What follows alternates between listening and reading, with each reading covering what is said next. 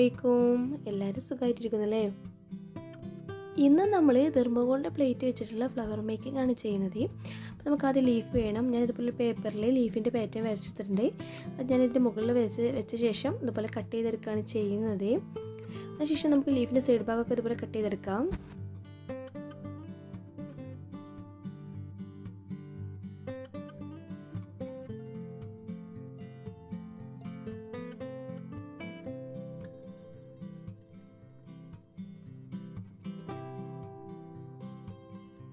ഇതുപോലെ ഞാൻ കുറച്ചധികം ലീഫ് ഉണ്ടാക്കിയെടുക്കുന്നുണ്ട്. നമുക്കിനി ഈ ലീഫൊക്കെ ഒന്ന് കളർ ചെയ്യണം. ഇവിടെ കളർ ചെയ്യാൻ വേണ്ടി ഞാൻ എടുക്കുന്നത് ലീഫ് ഗ്രീൻ കളറാണ്. നമുക്ക് എന്ത് ചെയ്യുക, ലീഫ് കംപ്ലീറ്റ് ആയിട്ട് കളർ ചെയ്തെടുക്കണം.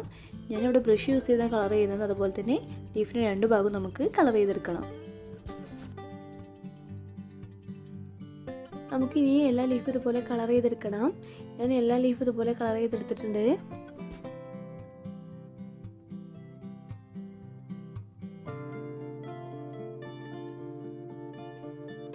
നമുക്കിനി ഈ ഒരു ഷേപ്പിൽ പെറ്റൽസ് കട്ട് ചെയ്തെടുക്കണം. നമുക്കിനി ഈ പെറ്റൽസ് കളർ ചെയ്യണം. കളർ ചെയ്യാൻ വേണ്ടി ഞാൻ ഇവിടെ എടുത്തിട്ടുള്ള ബ്ലൂ കളറാണ്. പെറ്റൽസിൻ്റെ മുകൾ ഭാഗം മാത്രമേ ഞാൻ കളർ ചെയ്യുന്നുള്ളൂ. ഇതുപോലെ രണ്ട് ഭാഗവും ഞാൻ കളർ ചെയ്തെടുത്തിട്ടുണ്ട്. ഞാൻ ഇതുപോലെ കുറച്ചധികം പെറ്റൽസ് ഉണ്ടാക്കി എടുത്തിട്ടുണ്ട്.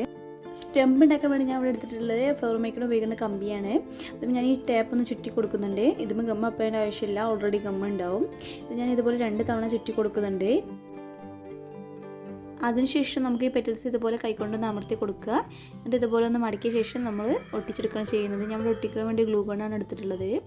അതിനുശേഷം അടുത്ത പെറ്റൽസ് ഇതുപോലെ നേരായിട്ടാണ് ഒട്ടിക്കുന്നത്. ഒന്നിൻ്റെ ഇടവിട്ട് ഒന്നായിട്ടാണ് ഞാൻ ഒട്ടിച്ചെടുക്കുന്നത്. ഇതുപോലെ ഞാൻ കുറച്ചധികം ഫ്ലവർ ഉണ്ടാക്കി എടുത്തിട്ടുണ്ട്. ഞാനിനി ഇതുപോലെ ഒരു ചെറിയ സ്റ്റെമ്മിലേക്ക് ഓരോ ലീഫ് വീതം ഒട്ടിച്ചെടുക്കുന്നുണ്ട്. ഇതുപോലെ ഞാൻ കുറച്ചധികം ഒട്ടിച്ചെടുത്തിട്ടുണ്ട്. അതിനുശേഷം ഞാൻ ഈ ഫ്ലവറിലേക്ക് ഓരോ ലീഫ് വീതം വെച്ചെടുക്കുന്നുണ്ട്. ഞാൻ ഈ ഒരു ടാപ്പ് വെച്ച് തന്നെ ചുറ്റിയെടുക്കുകയാണ് ചെയ്യുന്നത്. വേറെ ഗമ്മൊന്നും യൂസ് ചെയ്യുന്നില്ല. നിങ്ങൾക്ക് എന്ത് ചെയ്യും, ഇതുപോലെ ഓരോ ഫ്ലവർ ലീഫ് വെക്കുമ്പോൾ ടാപ്പ് ചുറ്റി കൊടുത്താൽ മതി.